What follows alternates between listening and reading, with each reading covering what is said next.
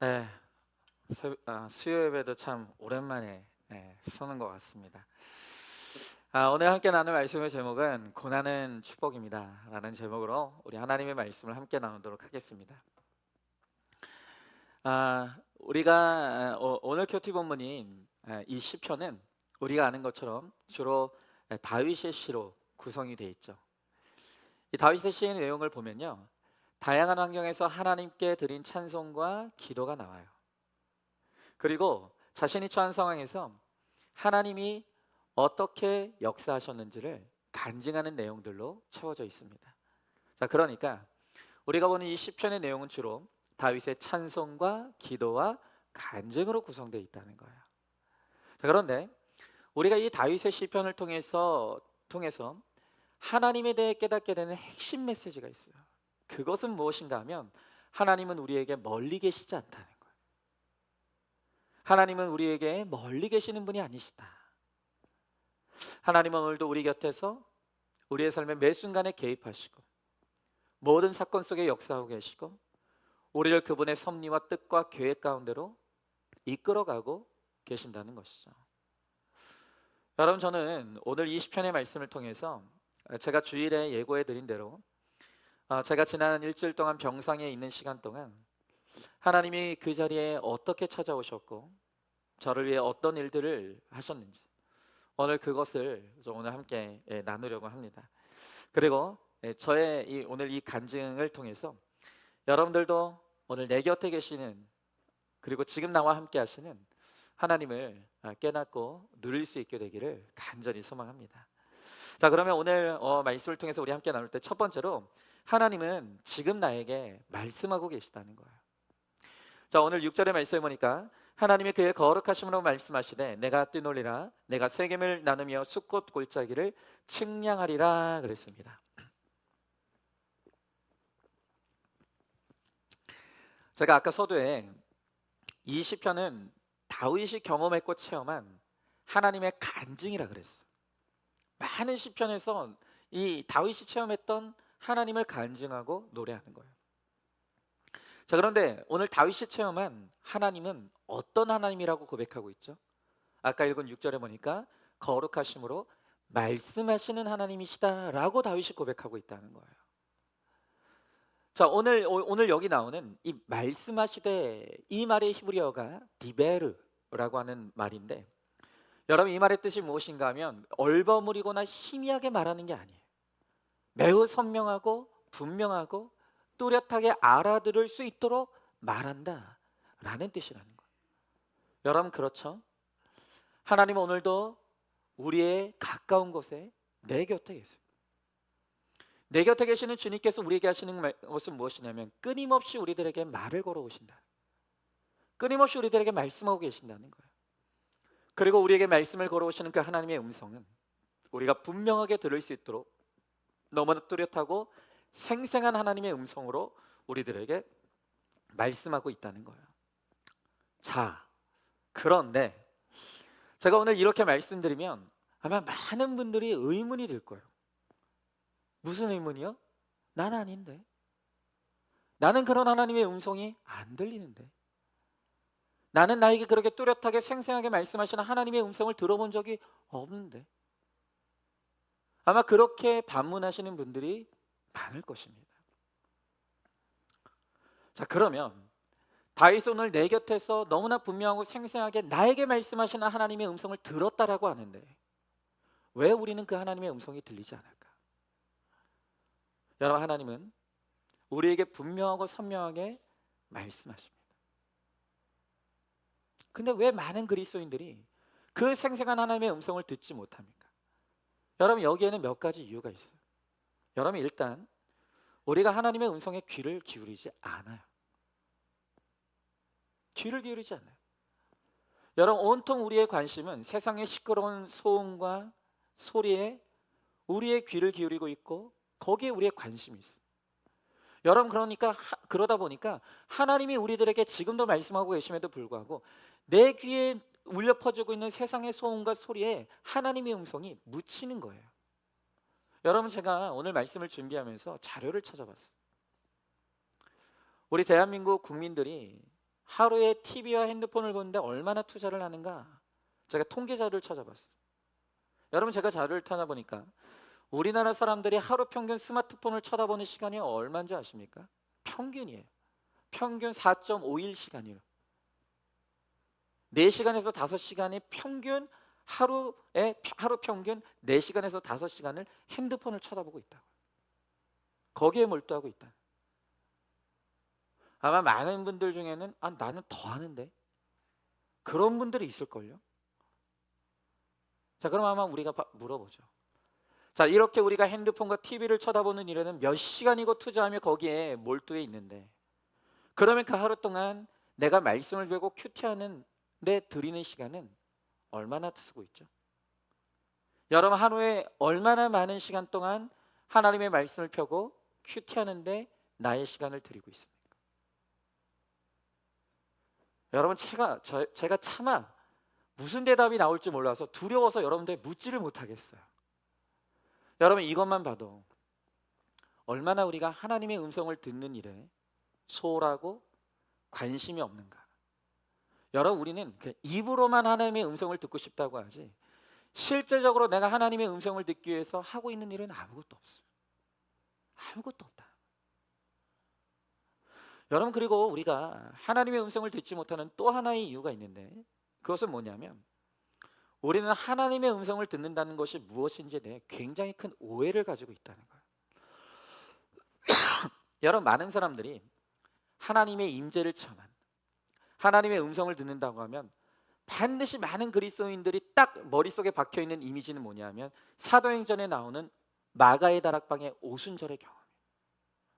그러니까 강력한 하나님의 임재, 어떤 불과 같이 임하는 하나님의 그 성령의 임재, 어떤 그런 대단히 영적으로 극적이고 스케일이 있는 어떤 그런 사건으로 하나님은 나에게 찾아오시고, 그런 불과 같은 하나님의 어떤 엄청난 음성으로, 소리로 나에게 찾아오신다. 우리는 하나님의 음성하면 그런 오순절에 마가의 다락방에 일어났던 아주 극적이고 스케일이 큰 어떤 기적적인 그런 역사들만 우리는 생각한다는 거예요. 여러분, 그러나 하나님이 우리들에게 말씀하실 때 그 대부분의 방식은요, 그런 극적인 사건이나 체험이 아니에요. 그게 없다는 이야기는 아니에요. 그러나 그런 사건이나 체험들은 우리가 일생을 신앙생활하는데 한 번 있을까 말까 한 그런 사건. 하나님은요, 훨씬 더 많은 경우에 지극히 평범한 우리의 일상의 삶에서 매우 조용하고 고요하고 부드러운 세미한 음성으로, 그러나 우리가 듣고자 하면 얼마든지 뚜렷하고 분명하게 들을 수 있는 바로 그러한 고요하고 부드럽고 평안한 음성으로 우리들에게 찾아오신다는 거예요. 여러분, 그것을 보여주는 성경에 아주 중요한 한 장면이 있어요. 열왕기상 19장에 보면 엘리야가 하나님을 만나는 장면이 나옵니다. 하나님께서 엘리야에게 나를 만나러 호렙산으로 올라와라 그래요. 그래서 엘리야가 호렙산에 올라왔습니다. 그런데 그때 매우 크고 강한 바람이 불기 시작해요. 성경을 보면 그런데 그 크고 강한 바람 가운데 주님이 안 계셨다 그래요. 그런데 그 바람이 불고 난 후에 이번에는 지진이 일어나기 시작했어요. 그런데 그 지진 가운데서도 하나님은 계시지 않았다고요. 그리고 그 다음으로 큰 불이 일어났는데 그 큰 불 가운데서도 주님이 안 계셨다는 거예요. 그런데 그 바람과 불과 지진 후에 주님이 세미한 소리로 엘리야에게 찾아오셨다는 거예요. 여러분, 오늘 여기서 말하는 세미한 소리, 이게 영어로 젠틀 위스퍼라는 단어인데, 이 젠틀 위스퍼라는 말의 뜻이 무엇이냐? 부드러운 속삭임이라는 뜻이에요. 그러니까 오늘 하나님께서요, 불 가운데도 계시지 아니하고 지진 가운데도 계시지 아니하고 강한 바람 가운데도 계시지 아니하는데, 그런데 어떻게 엘리야에게 찾아오셨냐? 너무나 부드럽고 속삭이듯이 세미한 음성으로, 한글 성경의 표현에 의하면 세미한 음성으로 오늘 엘리야에게 찾아오셨다는 거예요. 자, 여러분, 오늘 엘리야가 경험한 이 하나님의 임재의 사건이 우리들에게 주는 교훈이 뭔지 아십니까? 아까도 말씀드렸지만 우리의 오해는 뭐냐면 하나님이 우리에게 임재하신다, 하나님이 우리에게 말씀하신다라고 한다면 우리의 이미지는 뭐냐면 바람 같고 불 같고 지진 같은 어떤 그런 강력하고 스케일이 큰 기적 같은 체험. 우리는 그런 것만을 의미해요. 그런 걸 기대해요. 그러나 주님은 훨씬 더 많은 경우에 우리의 평범한 일상에서 마치 우리가 친구와 전화로 또 만나서 대화하면서 그렇게 소곤소곤 세미한 음성으로 그렇게 대화하듯이 주님은 우리의 삶의 자리에 찾아오셔서 너무나 세미한 마치 부드러운 속삭임처럼 오늘 우리들에게 그러한 음성으로 찾아오신다는 거예요. 여러분, 그렇기 때문에 우리가 하나님 앞에 집중하지 않으면 우리가 하나님께 집중하지 않으면 그 세미한 음성으로 찾아오시는 하나님의 음성을 못 듣게 되는 거예요. 여러분, 바로 그런 의미에서 우리가 하는 바로 이 큐티가 이 젠틀 위스퍼, 즉 부드럽게 속삭이듯 우리에게 찾아와 말씀하시는 그 하나님의 세미한 음성을 듣는 아주 최고의 통로가 되는 거예요. 여러분, 이 큐티가 영어 단어예요. 큐티의 뜻이 quiet time, 즉 조용한 시간이라는 뜻이에요.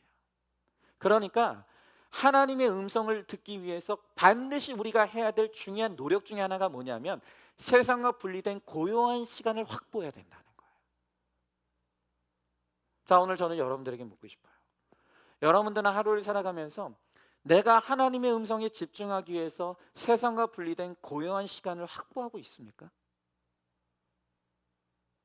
아니면 하루 24시간 일하느라 정신없고 분주하고, 그리고 끝나고 집에 오면 핸드폰을 쳐다보고 또 뉴스를 쳐다보고 오늘 그런 세상의 시끄러운 소음에 늘 시달리고 있지 않습니까?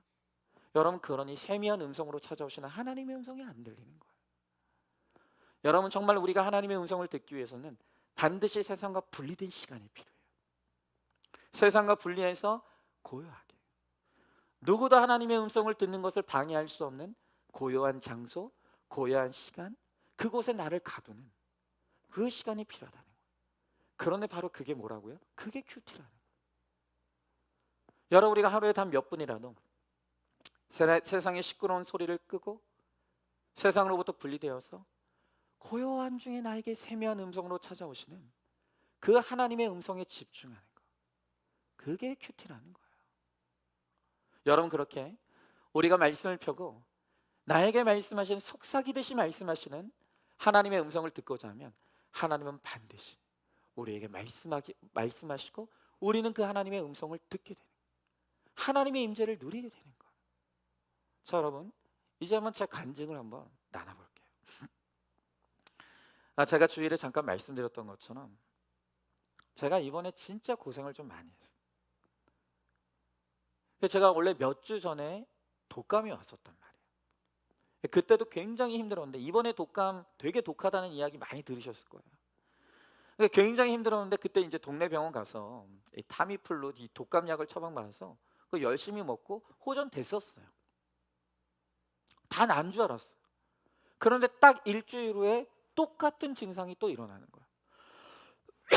열이 나고 오한이 나오고 기침에 몸살까지. 그러니까 지금 이 기침이요, 그 독감의 좀 후유증이에요. 계속 독감을 앓고 나면 기침이 계속 납니다. 근데 한번 알았는데 또 그 증상이 나요. 너무 힘든 거예요. 그래서 이번에 이제 큰 병원, 이제 한도병원으로 가서 이제 제대로 다시 한번 검진을 해요. 그랬더니 의사 선생님 하는 말이 뭐냐면 보니까 독감에 재감염이 됐다. 그러니까 여러분, 독감에도 여러 종류가 있어요. 그래서 뭐 독감 주사 맞으면 뭐 3가다 4가다 뭐 이런 거 있지 않습니까? 4가 맞으세요. 4가. 나 이제 진짜 내년부터는 꼭 맞을 거예요, 진짜. 재감염이 된 거예요. 또 다른 종류의 독감에 재감염이 된 거예요. 그 의사 선생님 되게 딱하게 보였나 봐요. 독감을 한 번 알아도 힘든데 두 번이나 알았으니까 그냥 웬만하면 병원 입원해서 집중 치료 받고 빨리 회복하는 게 어떻게? 너무 반가운 거예요. 그 소리가 너무 좋은 거예요. 알겠다고. 나 오늘 입원하겠다고. 그래서 입원한 거예요. 그런데 그날 그렇게 월요일 날 입원을 딱 하고 이제 병상에서 큐티 책을 폈어요. 그날이 11월 17일이었어. 그날 본문은 사도행전 27장이었어. 그런데 그날 본문의 내용이 뭐였냐? 유라굴로 강풍에 바울이 갇히는 본문이었어. 제가 병원에 입원했던 딱 그날이 바울이 유라굴로 강풍에 갇혔던 날이었어. 하나님은 그날 말씀을 통해서 네가 이 일주일 동안 질병의 광풍에 갇히게 될 것이라는 것을 말씀해 주셨어요. 여러분, 그런데 사실 그때는요, 저는 독감만 앓고 있는 줄 알았기 때문에 지금 저에게 간염이라고 하는 더 힘든 이 질병의 광풍이 몰려오고 있었다는 걸 모르고 있었어요. 어쨌든 하나님은 어쩌면 제가 병원에 입원하는 딱 그날 말씀을 통해서 너는 질병의 광풍에 갇혔어, 저에게 세미한 음성으로 찾아오시는 거예요. 그리고 그 다음 날이 됐어요. 그 다음 날 아침에 이제 의사 선생님이 전날 피 검사했던 그 결과지를 가지고 아침에 회진을 돌러 오셨어요. 근데 이분이 표정이 안 좋아요. 그러면서 저에게 하시는 말씀이, 내가 오늘 이 피 검사 결과를 갖고 왔는데 환자는 지금 독감이 문제가 아니라고. 피 검사를 해보니까 A형 간염의 양성 반응이 나왔는데 현재 지금 간 수치가 600이라고. 여러분, 그때 제가 600이라는 수치가 뭔지 어떻게 알아요? 근데 이분이 설명하는 게 뭐냐, 원래 정상적인 간 수치는 40인데 지금 환자분은 간 수치가 600이라고. 오늘부터 이제 이 간 수치를 떨어뜨리기 위해서 약과 항생제를 투여할 건데, 이 간 수치가 잡히면 다행이지만 만약에 잡히지 않으면 수술에 들어가야 될 수 있다. 근데 뭔 수술인지도 모르겠다는 거예요. 뭘 수술한다는지도 모르겠는데 막 되게 심각하게 이야기를 하는 거예요. 여러분, 저는 그냥 단순 감기로 들어왔다니까요. 아니, 그런데 갑자기 급성 간염이네, 간 수치가 높네, 잘못하면 수술해야 된다는데, 아니 갑자기 그날 아침에 막 엄청난 이야기를 들으니까 제가 너무 황당하고 정신이 없어요. 당황스러운 거예요. 그래서 제가 뭐 했겠어? 즉시 그날 큐티 본문을 펴고 가만 주님, 저에게 말씀을 주세요. 말씀을 묵상한 거예요. 그런데 그날 큐티 본문이었던 사도행전 27장 22절에서 하나님이 저에게 이렇게 말씀하셨어요. 내가 너희를 권하노니 이제는 안심하라. 너희 중 아무도 생명에는 아무런 손상이 없겠고. 할렐루야. 너무나 무시무시한 이야기를 딱 듣고 말씀을 폈는데 하나님이 그 말씀 속에서 어떤 세미한 음성을 저에게 주시냐면, 안심하라. 네가 지금 질병의 광풍에 갇혔지만 이 광풍 때문에 네가 죽진 않아. 너의 생명에는 아무런 손상이 없을 것이야 라고 저에게 정확하게 말씀해 주시는 거예요. 그런데 이제 그 병원에서의 시간을 하루하루 보내는데 보이는 상황은 점점 최악으로 몰아가요. 광풍이 잠잠해지는 것이 아니라 더 거세지는 거예요. 여러분, 제가 말씀드렸죠, 제가 그때부터 매일마다 피 검사를 했어요. 여러분, 지금도요, 제 양쪽 팔에요, 지금 그 주사 멍자국이 엄청나게 많아요. 아니, 원 없이 주사 맞았어요. 아주. 맨날 피 검사를 하는데 간 수치를 계속 재는데 첫날은 600이 나왔어요. 그 다음날 되니까 1000으로 올라갔어요. 그 다음날 올라갔더니 1600이 됐어요. 또 그 다음날 쟀더니 이제는 2700까지 올라가는 거예요. 의사 선생님이 저한테 뭐라고 하냐면, 아마 이제부터 극심한 고통이 몰려올 거야. 간이 손상됐기 때문에 굉장히 힘든 이 고통이 몰려올 건데 잘 준비하라. 뭔 준비를 해요? 무슨 준비를 해요? 아니, 그때부터 이제 몸에 후유증이 나타나기 시작하는데 일단은 막 극심한 두통이 막 몰려. 너무 힘들어서 이제 진통제를 주는데 먹는 진통제로 안 되니까 이제 링거로 오는 진통제를 주는데 아무것도 안 들어. 그리고 막 구토하기 시작하고 근육통이 오고 막 깔아앉고 무기력해져. 정말 며칠 동안 이 질병의 광풍에 시달리는데 정말 이 병원 침상을 쥐어뜯으면서 잘 수도 없고 깨울 수도 없고 앉을 수도 없고 설 수도 없고 얼마나 고통 속에 몸부림을 쳤는지 몰라요. 제가 주일날 말씀드렸죠, 요단강에서 반신욕하고 왔다고. 이게 농담이 아니라니까요. 여러분, 그런데 그 하루하루 고통 속에서 몸부림치는 그 가운데서도 제가 붙들 수 있는 것은 말씀밖에 없는 거예요. 그냥 어떻게든 말씀을 펴고 그 말씀 속에서 하나님의 음성을 들어야 되겠는 거예요. 그런데 하나님은 말씀을 펼 때마다 언제나 세미한 음성으로 그 광풍 같은 시간 속에 저에게 위로와 힘을 주시는 거예요. 18일 큐티 본문 말씀이었던 사도행전 27장 44절에서 성경이 뭐라고 하냐면 마침내 사람들이 구조되니라.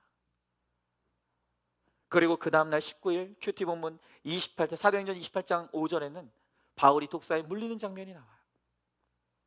그런데 바울이 독사에 물렸는데 성경이 뭐라고 말하냐면 조금도 상함이 없더라. 조금도 상함이 없더라. 내가 적어놨는데 왜 웃고만 있지? 제가 말할게요. 조금도 상함이 없더라. 그리고 그 다음날 큐티 본문 20일 큐티 본문 사도행전 28장 15절에 보니까 아예 성경이 뭐라고 하면 하나님께 감사하라. 하나님께 감사라는 말씀이 적혀져 있는 거예요. 지금 제가 겪고 있는 상황은 최악이에요. 간 수치도 몸에 나타나는 후유증도 점점 더 악화가 돼요. 근데 하나님께서 말씀을 펴면 하나님께서 끊임없이 저에게 말씀하시는 것은 뭐냐면 안심해, 죽지 않아, 넌 구조될 거야, 상함이 없을 것이야, 그러니 감사해라. 하나님의 말씀은 전혀 딴 말씀을 하시는 거예요. 여러분, 그런데 제가 겪는 상황은 최악인데 그런데 세미한 음성으로 찾아오시는 하나님의 음성은 저를 끊임없이 안심시켜 주시고 위로해 주시고 격려해 주시는 말씀. 그 말씀이 저를 붙으니까 견딜 힘이 생기는 거예요. 버틸 힘이 생기는 거예요. 내가 지금 너무나 극심한 고통을 당하고 있지만 이 고통이 영원하지 않을 것이라고 하는 하나님의 약속의 말씀이 저에게 소망이 되는 거예요. 그래, 이 고통은 영원하지 않아. 끝이 있을 거야. 여러분, 제가 그 병상의 시간 속에서 고통 속에 몸부림치고 있을 때 그때 제가 분명하게 체험한 것이 무엇입니까? 너무나 속삭이듯 세미한 음성으로 찾아오시는 하나님의 임재였어요. 저에게 찾아오셨던 그 하나님의 음성은 너무나 부드러웠고 너무나 아름다웠고 저에게 반드시 제가 들어야 돼. 그 고통 속에서 저에게 위로가 되고 힘이 되고 소망이 되는 바로 그 말씀으로 하나님은 매일 저에게 찾아와 주셨어요. 그 하나님의 음성이 고통 속에서 저에게 소망이 됐고 견디고 버틸 힘이 됐고 능력이 되는 거예요. 여러분, 저는 정말 그 일주일 동안 정말 너무너무 힘든 시간을 보냈지만 그러나 그 일주일이 그 어느 때보다도 너무나 뚜렷하고 분명하게 저에게 말씀하시는 하나님의 음성을 누리는 시간이었다는 거예요. 여러분, 저는 너무 안타까운 거예요.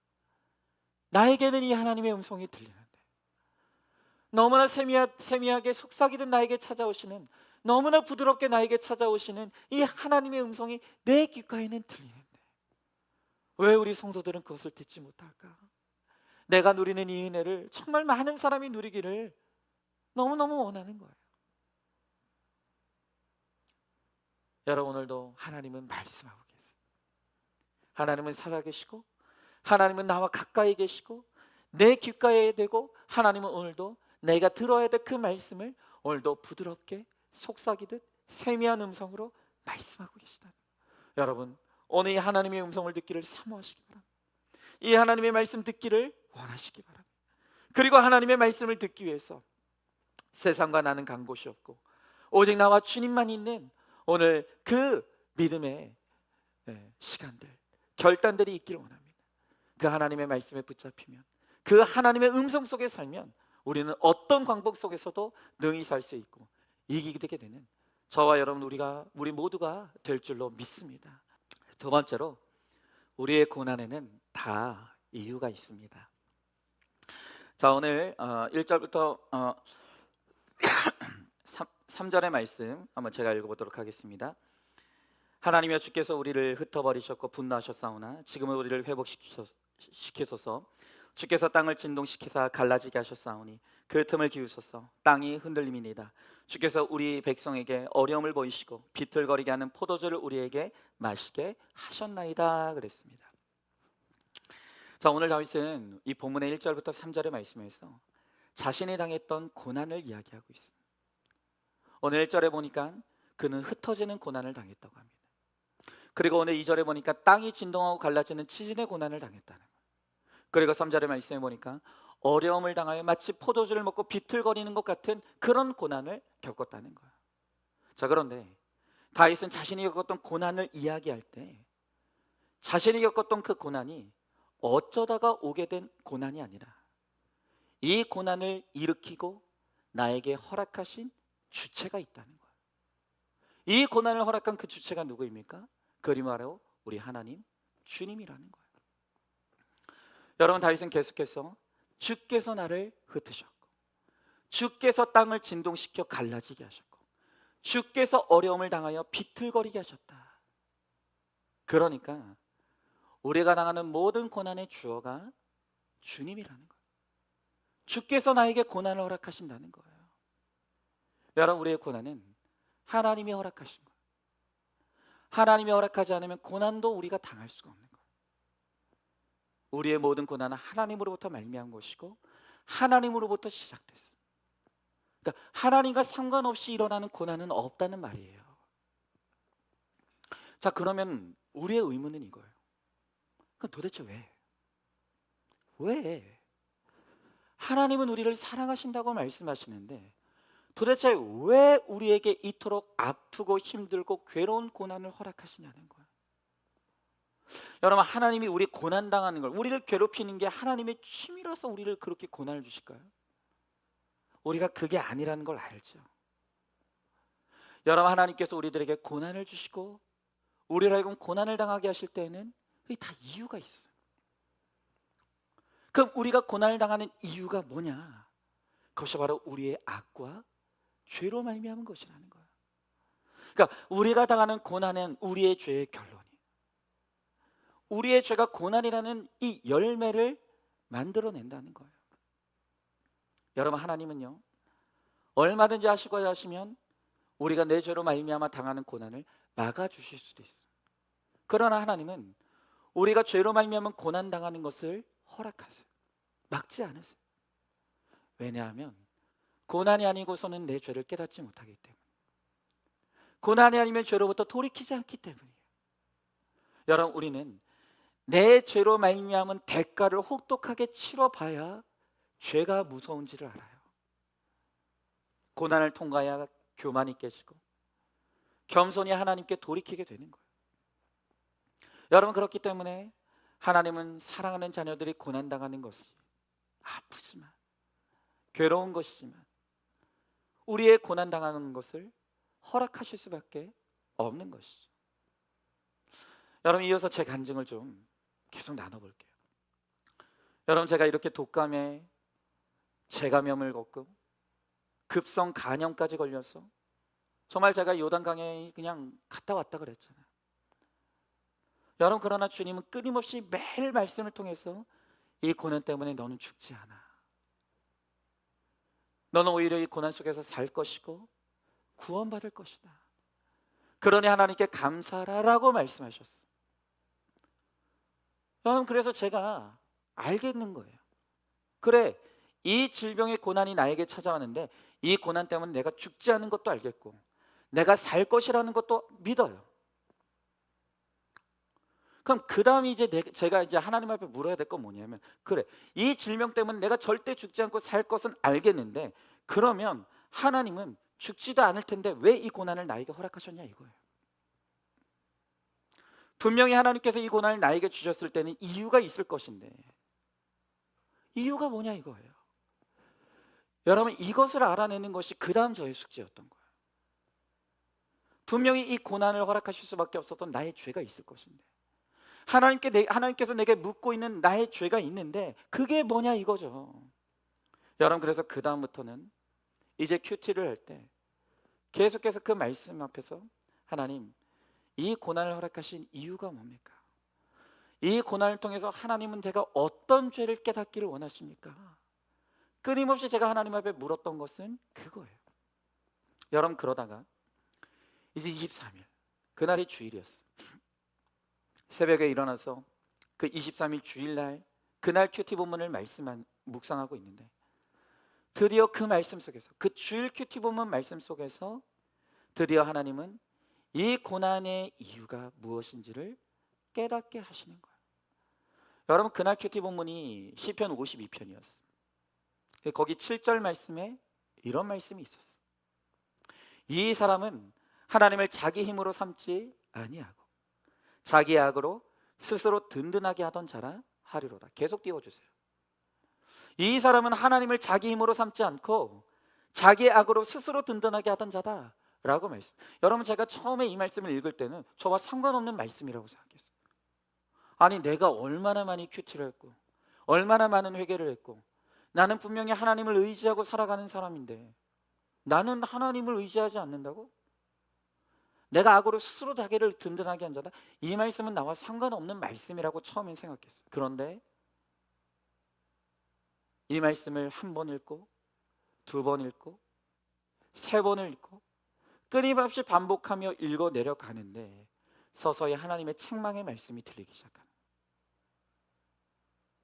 그리고 이 말씀 속에서 하나님이 저에게 선명하게 드러내신 이 저의 악이 보였는데, 그 악이 뭐냐면 바로 열심의 악이었어요. 여러분, 지금 우리가 보고 있는 그 시편 52편 7절의 말씀 보니까 하나님은 제가 하나님을 자기 힘으로 삼지 않고 자기의 악으로 스스로 든든하게 하는 자다라고 하나님이 저를 고발하시는 거예요. 그러면 내가 하나님을 의지하지 않고 스스로 든든하게 여기는 그 악이 뭘까? 도대체 나는 어떤 걸 저의 악으로 삼고 스스로 든든하게 하고 있었을까? 이것을 끊임없이 묵상할 때 하나님께서 저에게 주신 답이 뭐냐면 그게 바로 너의 열심이야. 너는 하나님을 나의 힘으로 여기지 않고 너의 열심으로 너는 스스로를 든든하게 하고 있었어. 그걸 그날 깨닫게 하시는 거예요. 그러면서 하나님이 더 구체적으로 저에게 이렇게 말씀하시는 게 깨달았어요. 너는 네가 열심히 사는 걸 자랑하지.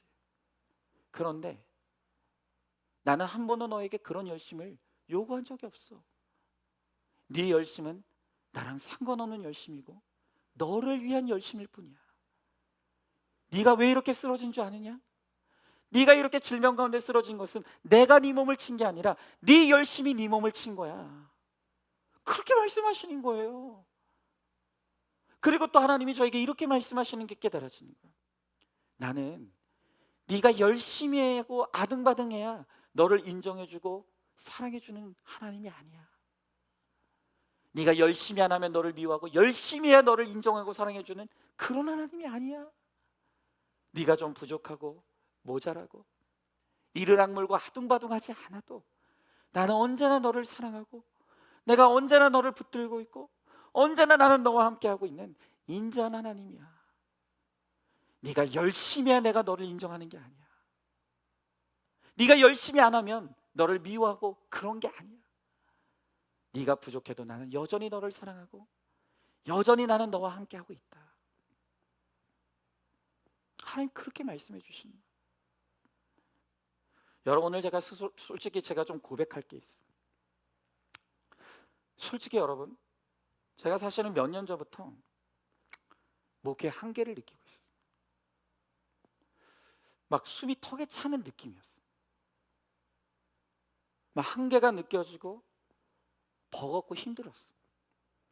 저는 사실 제가 지금 제 힘의 한계를 넘어선 지금 목회 오버페이스를 하고 있다는 걸 제가 알고 있었어요. 너무 힘들었어요. 일단 설교가 너무 많아. 제가 5분 10분 이렇게 설교하는 게 아니라 거의 매일 20분 분량의 설교를 매일 준비하는데 이게 진짜 힘든 거예요. 제가 왜 이렇게 하게 됐냐면 사실은 그때 코로나 때 우리가 예배를 아무것도 할 수 없고 모일 수 없고 아무 활동도 할 수 없었잖아요. 그래서 어떻게 하자다가 대안으로 매일 이 새벽 큐티 설교를 그래도 이거라도 20분이라도 준비해가지고 20분 분량으로 준비해서라도 우리 성도들에게 좀 먹여야겠다. 그 코로나 때 이거 했던 거예요. 그런데 이제 해제가 풀리고 다시 모이고 사역이 정상화가 됐단 말이에요. 그럼 이 조정을 해야 되는데 못 하겠는 거예요. 수요 예배, 뭐 양육, 뭐 신망, 뭐 이런 것들이 이제 추가가 되면서 코로나 때 했던 그거를 그대로 끌고 가는 거예요. 못 놓겠는 거예요. 근데 이걸 감당할 힘과 능력이 딸리는 거예요. 제가 그걸 느끼고 있었어요. 사실 제가 매일마다 이렇게 오래 못 갈 것 같은데, 내가 이렇게 가다가는 오래 못 할 것 같은데, 매일이 사실은 위기였어요. 여러분, 거기다가 여러분들은 모르겠지만 제가 목회만 집중할 수 있는 지금 환경이 아니에요. 1층에 임대를 주고 있잖아요. 매일 무슨 일이 일어나요. 그걸 제가 다 관리해야 돼요. 여러분, 우리 교회가 은행 대출을 받고 있는데 이 대출 관련된 일도 다 제가 맡고 있어요. 여러분, 이 만기가 있죠. 대출도 만기가 있잖아요. 그럼 매일 그때마다 이제 다시 서류를 만들어서 갱신을 해야 된단 말이에요. 근데 은행에서 저희한테 요구하는, 매번 그렇게 대출에 관련된 그 만기가 돼서 계약을 갱신할 때마다 요구되는 서류가 20가지가 넘어요. 그걸 제가 다 관공서 뛰어다니고 뭐 여기저기 뛰어다니면서 그 서류 떼고 해가지고 그걸 준비해가지고, 여러분 지금 이번에 또 만기가 돼가지고 다음 주에 지금 원래 서류 준비해서 가야 돼요.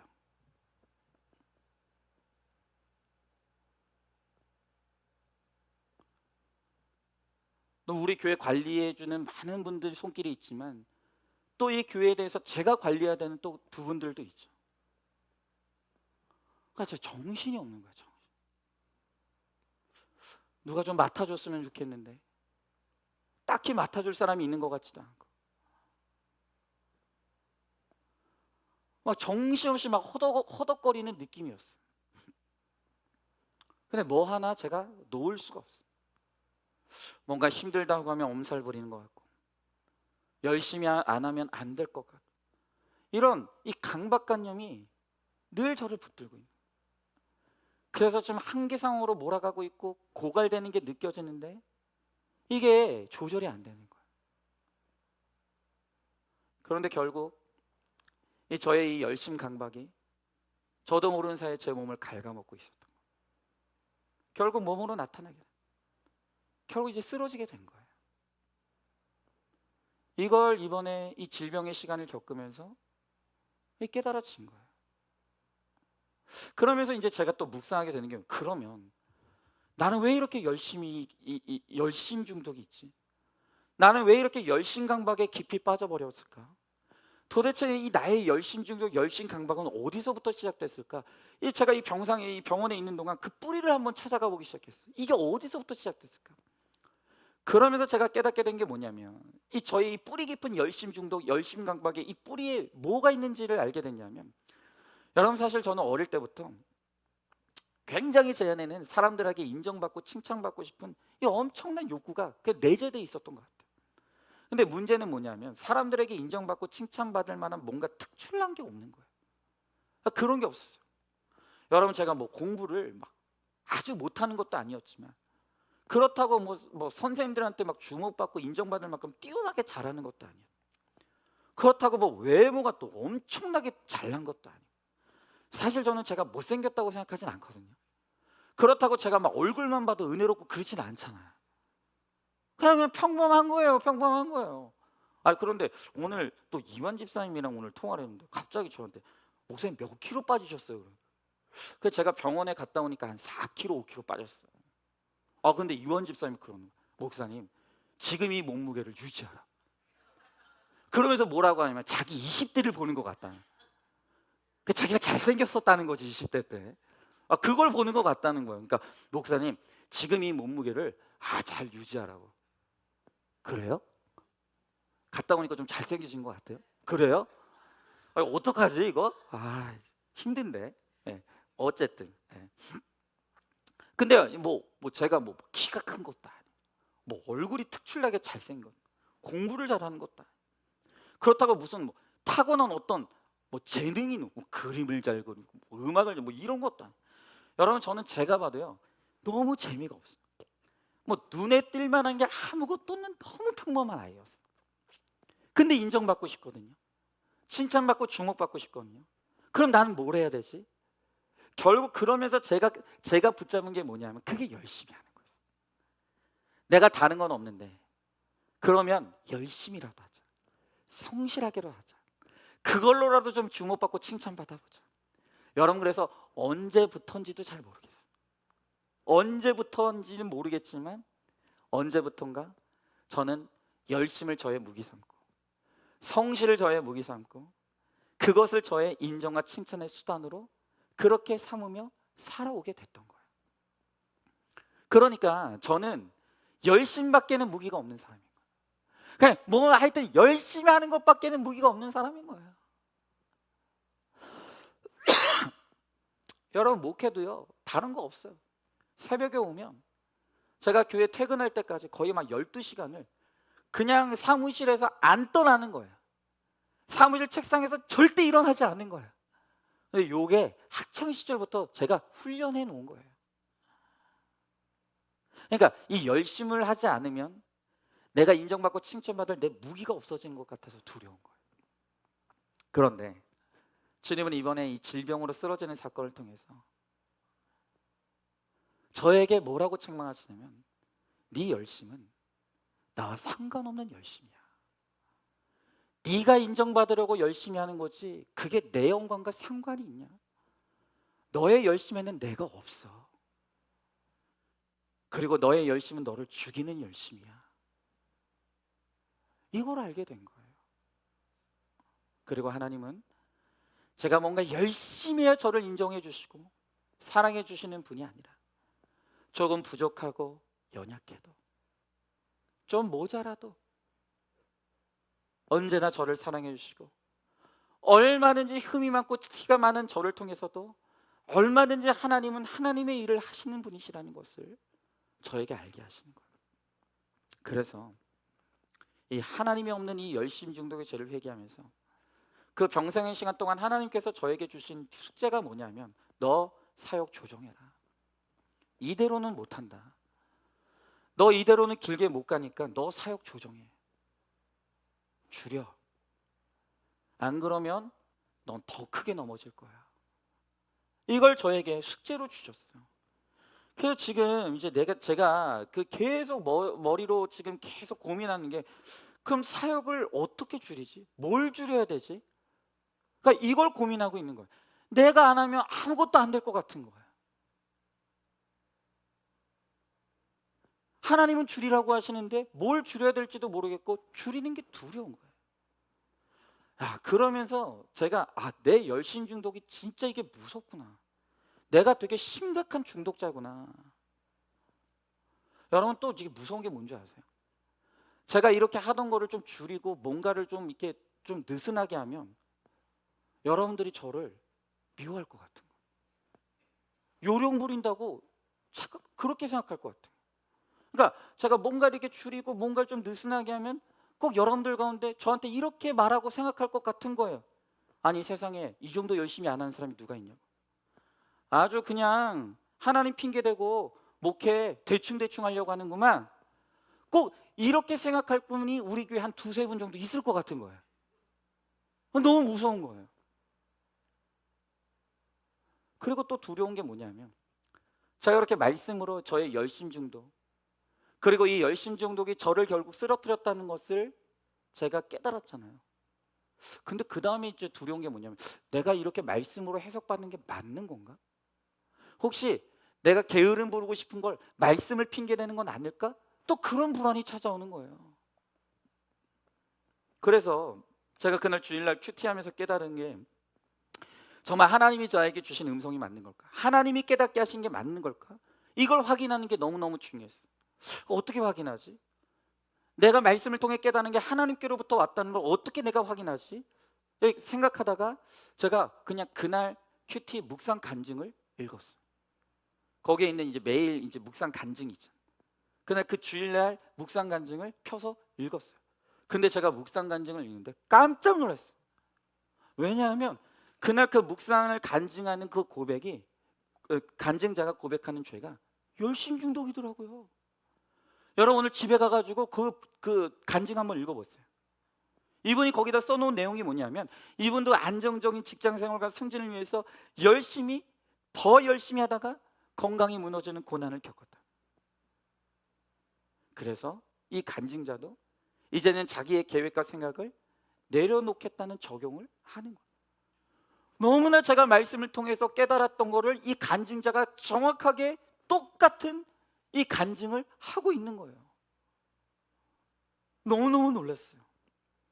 여러분 제가 그 간증을 읽으면서 내가 깨달은 게 하나님께로부터 온 게 맞구나. 이게 하나님께로부터 온 깨달음이라는 걸 알라고 이 간증을 통해서 확증해 주시는구나. 근데 여러분 이게 또 끝이 아니었어요. 하나님께서 또 다른 방법으로 제가 말씀을 통해 깨달은 게 하나님께로부터 왔다는 걸 또 알게 하시는 사건이 있어요. 그게 뭐냐? 제가 이제 막 간이 이제 문제가 생기니까 아까 이제 나타났던 증상 중에 하나가 음식 냄새만 맡아도 이 구역질이 올라와요. 그래서 제가 식사 시간 때마다 너무 괴로우니까 1층에 내려와가지고 숨어 있었어요. 근데 그 주일날도 이제 저녁 시간에 이제 막 음식이 이제 뭐 식사들을 다 하는데 너무 괴로우니까 제가 1층에 와서 앉아 있었어요. 그런데 이제 1층에 딱 앉아 있는데 어떤 분이 이 휠체어를 끌고 엘리베이터에서 내리더니 이제 모르는 사람인데 휠체어를 끌고 저한테 막 오는 거예요. 저는 속으로 오지 마. 나는 혼자 있고 싶어. 자꾸 오는 거예요. 그래서 저한테 딱 하는 말이 뭐냐면 좀 얘기 좀 하고 싶다는 거예요. 그래서 저 착하잖아. 그러시라고. 근데 이분이 이제 자기를 소개하기를 자기가 나이가 딱 60이 됐는데 이분이 병원에 왜 왔냐면 양쪽 무릎에 연골이 다 닳아가지고 이 병원에서 양쪽 무릎을 다 인공 관절 수술을 받게 된 거예요. 보니까 양쪽 무릎에 이 붕대를 칭칭 감고 이러고 있는 거예요. 그러면서 자신이 몸의 고통을 겪으면서 깨달은 게 있는데 내가 보니까 이 젊은 선생님이 있는데 내가 좀 깨달은 거 좀 나누고 싶다고 괜찮겠냐고 그러는 거예요. 그러시라고. 그러면서 이분이 자기 이야기를 하기 시작하는데 자기가 젊을 때 이제 군대를 특수부대를 나올 만큼 몸이 건강해. 그래서 정말 무서울 것이 없는 없이 정말 이 몸을 아끼지 않고 물불을 가리지 않고 열심히 살았다는 거예요. 근데 한 5년 전부터 아내가 브레이크를 걸기 시작하더라고요. 여보, 내가 보니까 당신 예전 같지 않아. 당신 몸이 예전 같지 않아. 이제 제발 몸 좀 아끼고 쉬엄쉬엄 살라고. 아내가 경고를 줬는데 아내 말을 무시했다는 거예요. 웃기는 소리 하고 있는데 내가 얼마나 건강한데. 그리고 계속 자기 멋대로 살았다. 그러더니 결국 두 무릎이 완전히 망가져서 이제는 아무것도 할 수 없는 지경이 됐다. 이 어른이 60대는 어른이 제 앞에서 눈물을 막 뚝뚝 흘리는 거예요. 그럼 너무 후회가 된다고. 그때 5년 전에 내 아내가 경고를 했을 때 그때 아내 말을 들었으면 내가 이 지경까지 되지 않았을 텐데 아내 말 무시하고 막 살다가 이 지경이 됐다고. 너무 후회가 된다고. 이제는 돌이킬 수가 없다고. 막 제 앞에서 우는 거예요. 그러면서 저에게 하는 말이 뭐냐면 내가 보니까 아직 젊은 것 같은데 건강은 젊을 때 지키는 거라고. 나처럼 아내가 경고해 주는 거 무시하지 말고 아내 말 잘 들으라고. 막 저한테 막 그렇게 막 이야기를 하는 거예요. 근데 저는 이게 너무 신기한 거예요. 여러분 제가 아침에 그 말씀을 통해 그 경고의 말씀을 들었죠. 그날 이 큐티 본문 그 큐티책에 있는 간증자의 그 간증 고백을 통해서 또 그 열심 중독으로 말미암은 질병의 고난을 또 들었죠. 그런데 알지도 못하는 처음 보는 이분이 똑같은 이야기를 하는 거예요. 제가 너무 놀래가지고 고개를 숙이고 그분의 말씀이 하나님의 음성으로 들려가지고 맞다. 그리고 고개를 딱 들어봤는데 없어. 어디 갔어 했더니 자기 혼자 휠체어 끌고 엘리베이터로 재밌었어 하면서 가더니 엘리베이터하고 사라져 버렸어요.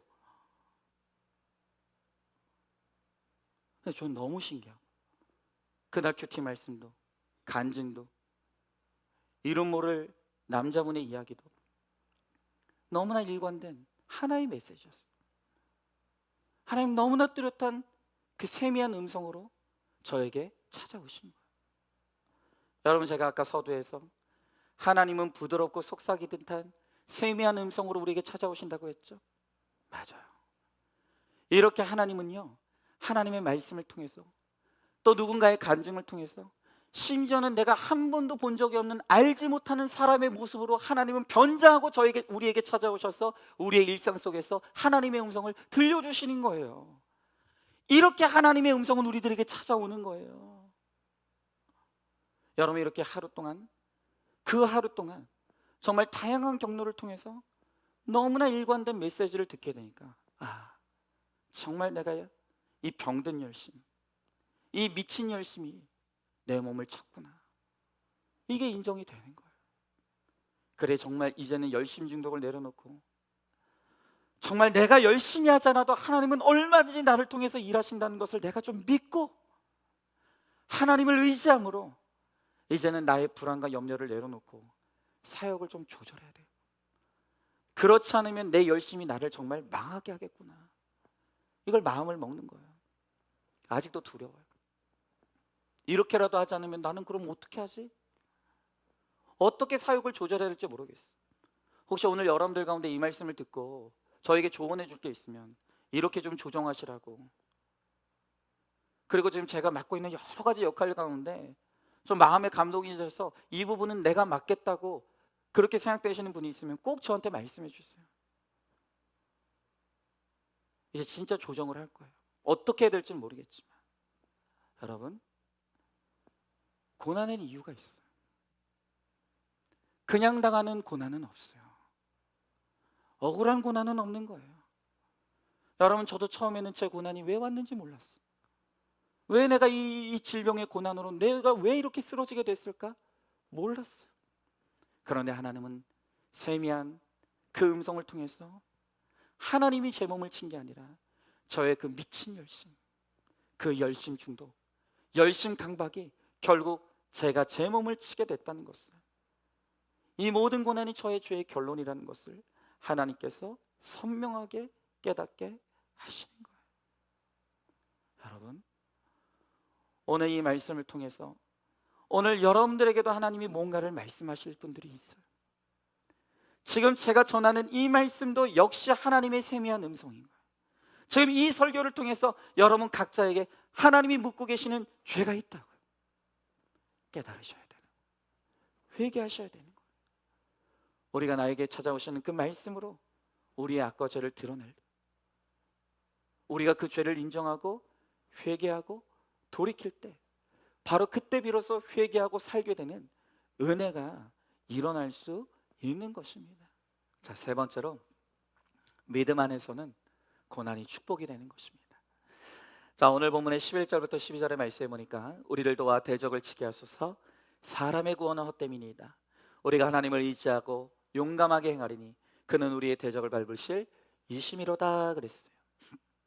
자, 고난에는 이유가 있다 그랬어요. 우리가 당하는 그 고난에는 어떤 고난도 이유 없이 당하는 고난은 없어요. 고난 뒤에 하나님이 계시고 그 고난은 이유가 있고, 이 고난의 뿌리에는 우리의 악과 죄가 있다고 했죠. 여러분, 사실 고난 자체만 놓고 보면 그게 어떻게 축복입니까? 저주죠. 아픈 게 어떻게 축복이냐고요. 저주죠. 그러나 이 고난조차도 하나님을 믿는 믿음 안에 있는 우리에게는 반드시 축복이 돼요. 그 이유가 무엇인가? 고난 가운데 내 죄를 회개하고 돌이키면 그 회복을 일으키고 그 회개가 회복을 일으키고 구원을 일으키기 때문에 고난은 반드시 축복이 되는 거예요. 여러분, 불택자에게 고난은 그냥 고난일 뿐이에요. 그러나 택자에게 고난은 그 고난이 우리를 회개로 이끌기 때문에 고난 가운데 회개를 하면 반드시 그 회개를 통해서 회복이 일어나는, 구원이 일어나는 축복을 얻게 되는 것이죠. 여러분, 오늘 말씀해 보니까 사람의 구원은 헛되다고 합니다. 그러나 하나님을 의지하는 자에게는 하나님은 반드시 우리가 당하는 고난을 축복이 되게 하시는 능력의 하나님이 되시고 구원의 하나님이 된다는 거예요. 여러분, 이번에 제가 당한 이 질병의 고난도 마찬가지예요. 여러분 생각해 보십시오. 독감 한 번 걸리는 것도 너무너무 힘든데 두 번이나 걸렸어. 심지어는 급성 간염이 찾아왔어. 여러분, 그냥 이 사건 자체만 놓고 보면 이게 어떻게 축복이냐고요. 저주죠. 아니, 내가 다른 사람도 아니고 목사인데 어떻게 이런 질병의 고난의 고통을 당하느냐, 이 말이에요. 이게 기복의 관점에서 보면 이해가 안 되는 일이에요. 그러나 이 일을 허락하신 하나님의 섭리를 우리가 더 깊이 들여다보면 정말 이 속에, 이 사건 속에 정말 놀라운 하나님의 은혜가 숨겨 있다는 것을 알게 되는 거예요. 여러분, 제가 서두에 말씀드렸던 것처럼 원래 제가 병원에 입원했던 이유는 독감 때문이었다고요. 그런데 병원에 입원해서 피검사를 받다가 그때 우연히 간염이 발견된 거예요. 여러분, 제가 퇴원을 하고 일주일 뒤인 이번 주 월요일, 지난 월요일 날 이제 다시 이 진료를 받으러 병원에 갔어요. 또 피검사를 했어요. 간 수치를 재보니까 이 정상 수치가 40이라 그랬잖아요. 그래서 지금은 이제 간 수치가 90까지 떨어졌어요. 아직 정상 수치는 아니지만 잘 회복해 가고 있어요. 이제 이렇게만 가면 된다고, 네, 의사 선생님 진단을 들었고 이제 병원 올 필요가 없다고까지 말씀하셨어요. 그런데 그날 선생님하고 이야기를 하는데 그 선생님께서 저에게 하시는 말씀이 뭐냐면 진짜 환자분 천만다행인 줄 알라는 거예요. 왜냐, 만약에 밖에서 간염 걸린 줄 모르고 시름시름 앓다가 버티다가 늦게 병원에 왔으면 진짜 큰일 날 수 있었다. 진짜 큰일 날 수 있었다는 거예요. 그런데 독감 때문에 왔다가 조기에 간염을 발견한 덕분에 빨리 조치를 하고 치료를 해서 이만큼 회복된 거라고. 그러니 진짜 감사하시라고. 의사 선생님이 지난 월요일 날 저에게 그렇게 말씀하시는 거예요. 여러분, 제가 이런 일을 처음 당한 게 아니에요. 아시죠? 지난번에 뇌종양 때도 제가 원래는 병원에 가서 두통약 타러 병원에 갔어요. 두통 때문에 두통약 타러 병원 갔는데 그날따라 의사 선생님이 아니, 이왕 의료보험도 되고 하니까 건강검진 받는 셈 치고 CT 한번 찍어보자고. 그래서 저는 그냥 룰랄라 하면서 그러고 CT를 찍었는데 그때 생각지도 않게 머리에 종양이 있는 게 발견이 된 거예요. 그런데 이번에도 똑같이 독감 때문에 입원했는데 그 덕분에 조기에 간염을 발견해서 빨리 치료해서 이렇게 빨리 회복될 수가 있었어요. 여러분, 이렇게 똑같이 똑같은 일을 두 번 겪으면서 제가 정말 깨닫게 되는 게 뭐냐면 고난 자체만 놓고 보면 불행인데 이 완성된 하나님의 큰 그림을 보니까 여기에 하나님의 은혜가 숨어 있다는 것을 알게 되는 거예요. 그러니까 하나님께서 작은 고난을 허락하셔서 더 큰 고난을 막아주신 거예요. 이 작은 고난을 통해서 제가 당할 수밖에 없는 더 큰 고난을 막아주시려고 했던 것, 이게 바로 이 고난 속에 담긴 하나님의 뜻이라는 것을 제가 이번에 깨닫게 되는 거예요. 여러분, 이게 우리 몸의 질병뿐만이 아니에요. 우리가 이 땅의 삶을 살아가는 동안 우리가 크고 작은 많은 고난들을 겪어요. 그러니까 그 고난만 놓고 보면 원망이 되고 불평이 되죠. 그러나 하나님께서 우리에게 이 땅의 고난을 허락하신 이유는 이 땅의 고난을 통과함으로 말미암아 나중에 우리가 당할 수밖에 없는 더 크고 영원한 지옥의 형벌을 피하라고 미리 이 땅의 고난을 통해서 끊임없이 우리를 회개 자리로 이끌어 가시고 우리를 거룩의 길로 이끌어 가시는, 땅의 고난을 통해서 영원한 지옥의 고난을 피하게 하시는 것, 이게 바로 이 땅에서 고난을 통과하게 하시는 하나님의 깊은 섭리이고 뜻이라는 거예요. 여러분, 그러므로 잊지 마십시오. 택자는 절대로 고난이 그냥 고난으로만 끝나게 하시지 않는다. 택자에게 허락하신 고난은 더 큰 고난을 막아주시기 위한 하나님의 섭리예요. 무엇보다도 택자에게 허락하시는 그 고난을 통해서 하나님은 끊임없이 우리를 구원의 자리로 이끌어 가시고 거룩의 길로 이끌어 가시는, 이 고난을 통해서 하나님은 반드시 축복을 만들어 내시는 거예요. 하나님은 택자의 고난을 절대로 고난으로 끝나게 하지 않으시고 이 고난이 반드시 축복의 결론으로 이어지게끔 만들어 주신다는 거예요. 여러분, 그것을 반드시 기억하십시오. 반드시 기억하십시오. 우리가 그것을 믿고 우리가 고난 가운데서도 오직 회개와 감사로 소망을 붙들고 나갈 때 마침내 주님은 반드시 이 고난이 변하여 축복이 되는 은혜를 저와 여러분 우리 모두에게 누리게 해주실 줄로 믿습니다. 여러분, 저도요, 그때 그 고난을 통과할 때는 왜 이 고난을 주시는지 이유를 몰랐어요. 그런데 퇴원을 하고 이제 그 모든 지나갔던 일들을 다 완성된 그림들을 보게 되니까, 그렇구나, 하나님 나 죽지 않게 하시려고 미리 작은 고난을 허락하셔서 더 큰 고난을 막아주셨구나. 이게 하나님의 섭리예요. 우리에게는 고난조차도 그 안에 하나님의 사랑이 있는 거예요. 하나님의 배려. 지금은 내가 그것이 이해가 안 될 수도 있어. 지금은 내가 그것이 해석이 안 될 수가 있어. 그러나 오늘 하나님의 약속의 말씀을 믿으십시오.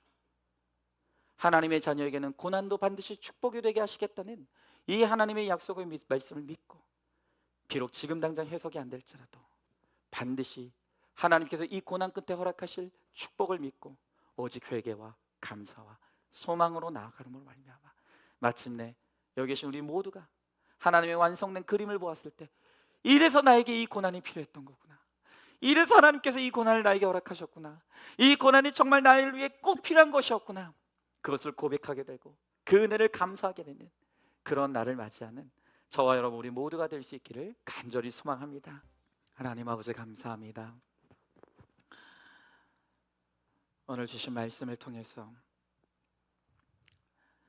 질병의 광풍을 만났던 그 시간 동안 주님이 어떻게 그 세미한 음성으로 나에게 찾아와 주시고 그 광풍 속에서 저를 붙들어 주시며 또한 저의 죄를 회개할 수 있게 하시고 다시금 죽지 않고 살 수 있도록 은혜를 베풀어 주셨던 그 모든 하나님의 섭리와 은혜를 간증하고 나눌 수 있도록 은혜를 베풀어 주심을 감사드립니다.